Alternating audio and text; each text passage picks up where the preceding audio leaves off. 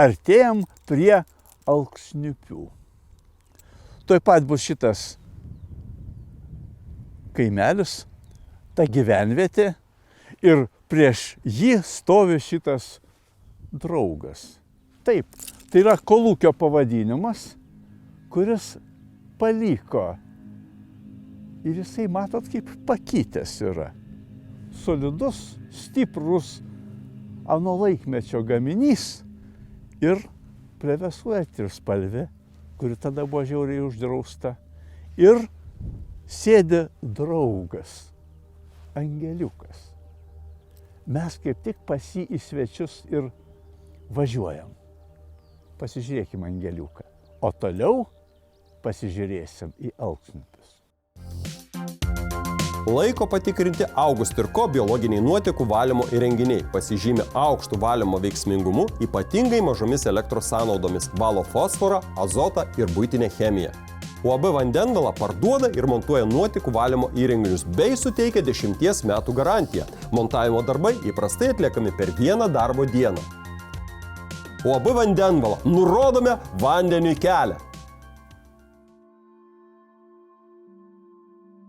O štai mes esam Alksniupių kapinaitėse. Kapinaitėse stovi Alksniupių koplytėlė ir stovi jinai ant kalnelio. Pasakojama, kad šitas kalnelis taip pat apaugęs legendom, tiesiogiai susijusiom su šita bažnytėlė, su šita koplytėlė. Šitas kalnelis atsirado ne bet kaip. Jog kada buvo maras visoje Lietuvoje, čia šitose apylinkėse, kaip mirdavo žmonės, čia buvo suvežti jie ir ant jų tų mirusių žmonių buvo pilamas suvežtas gruntas, žemės. Ir pasidarė toj vietoj kalnelis. Kurį laiką jis išbuvo, tačiau ant to kalnelio buvo numatyta pastatyti, vėl kita legenda pasakoja, kad von Ropas jam priklausė šitą žemę. Turėjo sergantį sūnelį ir jam atėjo į galvą mintis, kad jeigu sūnužėlis pasveiks, pastatys koplytėlę. Sūnelis pasveiko, koplytėlę pastatė, jinai tarsi sudegė, tarsi nunyko, bet jau šneku kaip architektūros žinovas, kad šis skaldyto akmens pastatėlis buvo pastatytas 1858 metais, kaip šneka mūsų enciklopedijos. Bet 19 šimtmečio Lenkų žinynai parašyta, kad 1841 metais. Taip, kad tegul šitie žinynai tarpusavy riejasi. Tačiau apie architektūrą verta pašnekėti. Vis tik tai labai charakteringa. Jūs pasižiūrėkit, koks jaukus pastatėlis.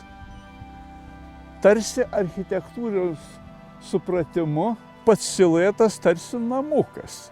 Bet dekoras vėl šneka už 19 šimtmečio vidurį. Tarsi siluetas klasicizmo. Bet langai smailūs, o ypač frontonas, aiškiai matosi neogotika, pseudogotika. Bet kiek jinai duoda sakralinio skambesio. Štai ką reiškia vieną stilistiką harmoningai liesti prie kitos stilistikos. Štai kodėl mūsų tos bažnytėlės nepakartojamos, o iš kitos pusės, tikrai kad gražios. Patys matot. Ir dar noriu parodyti keletą savybių. Štai yra, matosi, vėliau pristatyta zakristija. Jaučiasi kitų akmenų ir kitų rankų darbas. Ir atkreipsiu dėmesį, kad iš dešinės pusės štai yra 2 kontraforsai, netgi šventam vandeniui įdauba, kuri, ko gero, atsirado neatsitiktinai, nes toj pusėj vis tik buvo reikalingas architektūrinis arba konstrukcinis sutvirtinimas, ant šio kalnelio, nelabai stipraus kalnelio, stovėjusiai mūro koplytėliai. Bet kaip ne kaip. Kai pradedi tyrinėti tą dalyką, pamatai. Bet žmonės šito nepastebi ir nėra reikalo. Juk aplinkui kapinės. Gyvos numirusiais, bet gyvos gyvai žmonėm, kurie puošia kapus, prižiūri kapus. Ir vėl aš matau tą mano lietuvėlę, kurią daug kartų šneku, bet kurią nereikia šnekėti, nes mes ją suprantam savaime. Ir mirusius žmonės, ir gyvus žmonės, ir mūsų vaikučius, kurie bus gyvi tada, kai mūsų nebus. Štai mano kokia lietuvėlė. Minėjęs ano laikmečio marus, noriu paminėti 1711 metus, kada nepaprastai nukentėjo mano lietuvėlė. Tadagi visas Radviliškis išmirė iki paskutinio žmogaus. Išliko tik tai trečdalis ar mažiau Prūsijoje, dabartiniai Kaliningrado srity. Nepaprastai smarkiai šitas siaubas buvo nusiaubęs mano lietuvėlę. Tačiau aš vėl grįžtu prie šito pastatėlio. Matot, net dekoras reljefinis kiek puošmens įneša į šitą pastatėlį, bet nesinori šnekėti apie lauką. Einam trupučiuką į vidurį ir viduj vėl pamatysim vieną kitą savybę, kurią verta žinoti, nes tik tai kartą per mėnesį ten vyksta pamaldos. Eime.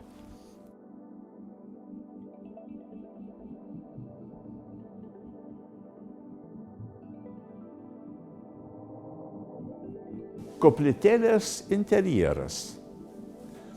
Nieko naujo nepasakysiu, kad yra vienanavis, nes tam ir yra koplytėlė.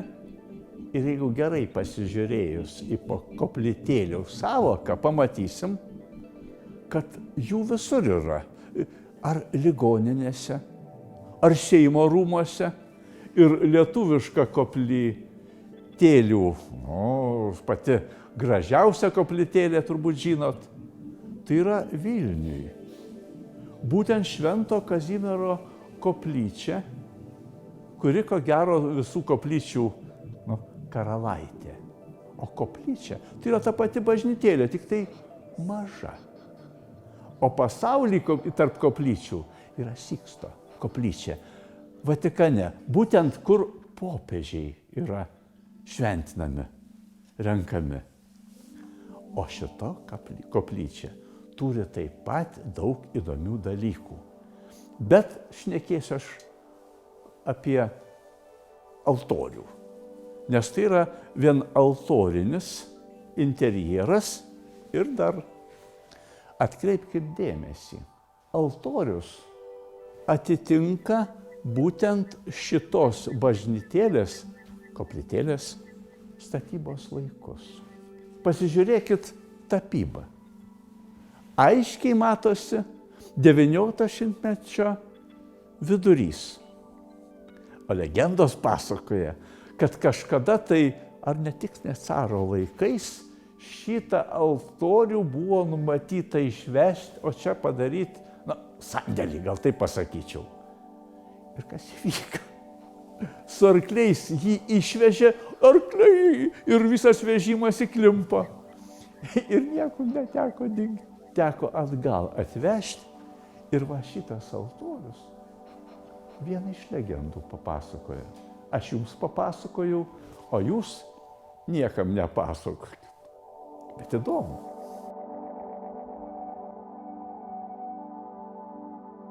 Žmonės prisimena, kad panašiai iki 1991 metų Čia vyko ir remontai, ir atnaujinimai. Norisi atkreipdėmėsi ir į grindis, kažkada jos buvo plytų. Bet norisi parodyti ir dar vieną smulkmenėlę, kuriuos paprastai nepastebim. Tai į Kristaus kelių paveiksliukus. Ir staiga nustebau, kada pamačiau tarybinio laikotarpio mūsų Vilniaus dailės instituto grafinį piešinį. Autoriaus neišliko, nes to laikmečio kunigas buvo užsakęs tokią seriją rankos piešinukų.